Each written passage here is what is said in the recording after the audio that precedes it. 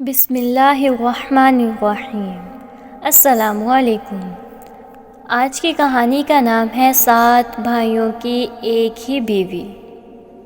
کہتے ہیں کچھ کہانیاں وقت کے ساتھ مٹ جاتی ہیں، لیکن کچھ ایسی بھی ہوتی ہیں جو سچائی کی طرح روح میں چپک جاتی ہیں۔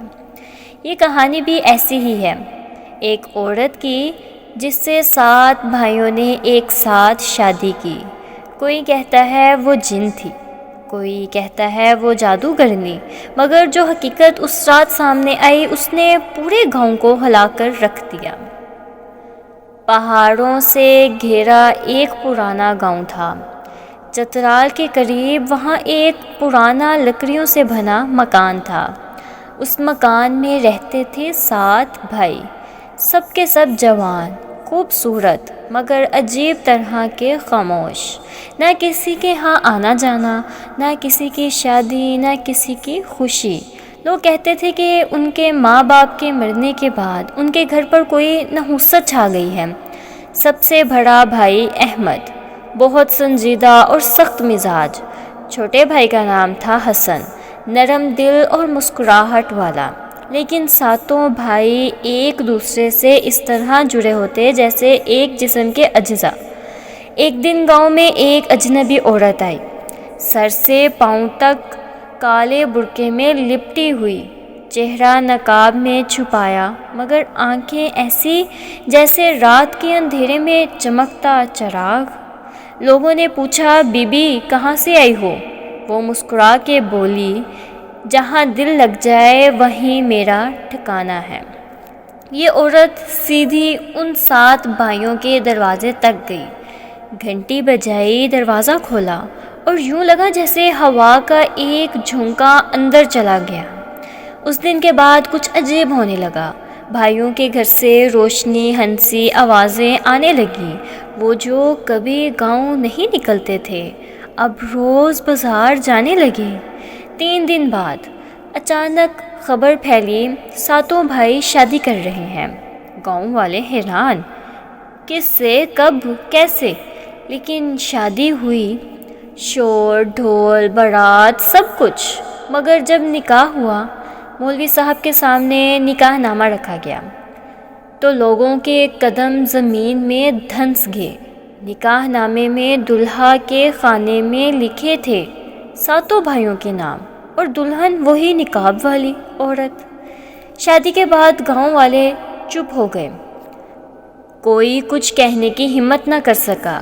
سب سمجھ گئے کہ یہاں کوئی عام بات نہیں ہے، لیکن اس گھر کے اندر کیا ہونے لگا یہ کسی نے نہیں دیکھا۔ گاؤں کی ایک بوڑھی عورت بتاتی تھی، رات کے وقت اس مکان کی چھت سے روشنی نکلتی تھی جیسے آسمان سے کچھ اتر رہا ہو، اور صبح ہوتے ہی بھائیوں کے چہرے زرد پڑ جاتے تھے۔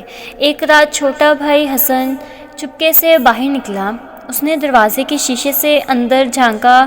جو منظر اس نے دیکھا وہ اس کی روح تک ہلا گیا۔ نقاب والی عورت جو اب ان کی بیوی تھی، کمرے کے بیچ کھڑکی تھی، زمین پر ایک دائرہ بنا تھا جس میں 7 بھائیوں کے کپڑے رکھے ہوئے تھے، اور وہ عورت ان کپڑوں پر کوئی منتر پڑھ رہی تھی۔ حسن نے چیخ مارنے کی کوشش کی، مگر آواز گلے میں ہی دب گئی۔ اس عورت کی نظریں اچانک سیدھی دروازے پر گئیں۔ نقاب کے نیچے سے صرف ایک جملہ سنائی دیا، جو سچ دیکھ لے وہ زندہ نہیں رہتا۔ حسن بے ہوش ہو کر گر گیا۔ صبح جب آنکھ کھلی تو باقی 6 بھائی اس کے سامنے بیٹھے تھے، لیکن ان کے چہرے ایسے لگ رہے تھے جیسے وہ رات بھر سوئے ہی نہ ہوں، اور حیرت کی بات وہ عورت غائب تھی۔ اسی دن سے گھر کا ماحول بدل گیا۔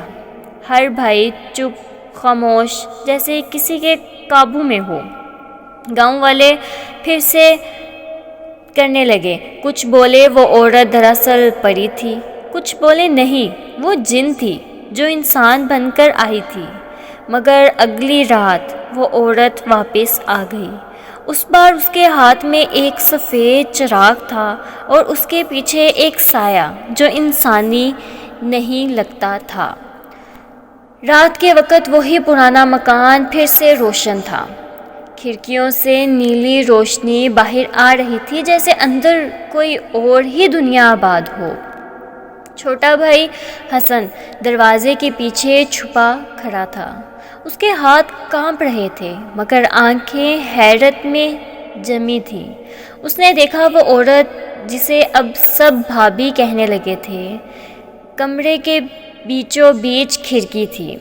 اس کے ہاتھ میں ایک سفید چراغ تھا اور زمین پر بنے دائرے کے اندر کچھ رکھا ہوا تھا۔ ساتوں بھائیوں کی چھوٹی چھوٹی موم بتیاں، جن کے نیچے کسی کی تصویر رکھی تھی، ماں باپ کی۔ اس نے چراغ کے سامنے ہاتھ پھیلائے اور دھیرے سے بولی، آج سات کی روحوں کو ایک کرنا ہے، آج قربانی مکمل ہوگی۔ یہ سنتے ہی حسن کے پیروں تلے زمین نکل گئی۔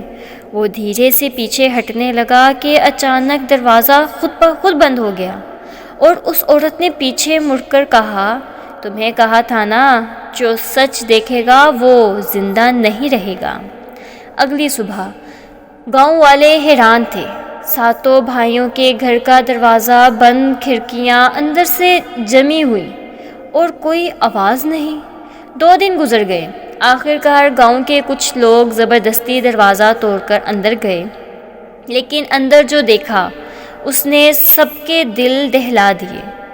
کمرے کے بیچوں بیچ ایک پرانا چراغ رکھا تھا اور اس کے ارد گرد ساتوں بھائی ایک دوسرے کے ساتھ زمین پر بیٹھے، آنکھیں کھلی مگر جسم بے جان، اور وہ عورت کہیں نہیں تھی، صرف اس کے نقاب کا ایک ٹکڑا پڑا تھا۔ پولیس آئی، تحقیق ہوئی مگر کچھ سمجھ نہ آیا۔ گھر کے اندر کوئی زبردستی کے نشان نہیں تھے، نہ خون نہ لڑائی، بس ایک عجیب سی خوشبو پھیلی تھی، جیسے عود، مگر اس کے پیچھے کچھ اور ہی مہک۔ اس دن کے بعد گاؤں کے لوگ اس مکان کے پاس سے بھی نہیں گزرتے تھے۔ کہتے ہیں رات کے وقت وہاں روشنی جلتی ہے اور چراغ کے پاس کسی عورت کی ہلکی سی ہنسی سنائی دیتی ہے۔ 2 سال بعد ایک دن ایک بزرگ صوفی اس گاؤں میں آیا۔ اس نے سنا یہ وہی مکان ہے جہاں 7 بھائی ایک ہی عورت کے قید میں آئے تھے۔ صوفی نے چراغ مانگا جو گاؤں والوں نے ڈر کے مارے چھپا رکھا تھا۔ جب چراغ اس کے سامنے لایا گیا، اس نے دھیرے سے کہا، یہ چراغ نہیں، یہ ایک قید خانہ ہے۔ یہ عورت دراصل انسان نہیں تھی بلکہ ایک بدروح تھی جو محبت کا بحروب بن کر ان بھائیوں کو 1 صدی پرانے جادو کا شکار بنا گئی۔ صوفی نے چراغ کے نیچے ہاتھ رکھا، کچھ پڑھا اور چراغ سے دھواں اٹھنے لگا۔ دھواں آہستہ آہستہ انسانی شکل اختیار کرنے لگا۔ وہی عورت نقاب میں، آواز آئی، میں نے ان 7 کو اپنے 7 گناہوں کا کفارہ بنایا، اب میرا انتقام پورا ہو گیا۔ چراغ زور سے پھٹا اور دھواں غائب۔ گاؤں کے لوگ سمجھ گئے کہ کہانی ختم نہیں ہوئی۔ اس دن کے بعد جب کبھی کوئی نیا مسافر اس علاقے سے گزرتا تو رات کو کسی نقاب پوش عورت کو سڑک کے کنارے کھڑا دیکھتا۔ وہ کہتی، مجھے گھر چھوڑ دو، میں 7 بھائیوں کی بیوی ہوں، اور جو بھی اس کو گاڑی میں بٹھاتا اس کی گاڑی کبھی منزل تک نہیں پہنچتی تھی۔ کہانی ختم ہو گئی، مگر گاؤں کے بزرگ آج بھی کہتے ہیں، محبت جب جادو میں بدل جائے تو انسان نہیں بچتا، صرف کہانی رہ جاتی ہے۔ آج بھی چترال کے پہاڑوں میں ایک پرانا مکان کھڑا ہے جہاں رات کو چراغ جلتا ہے اور ایک عورت کی آواز آتی ہے، میرا نکاح نامہ ابھی بھی مکمل نہیں ہوا۔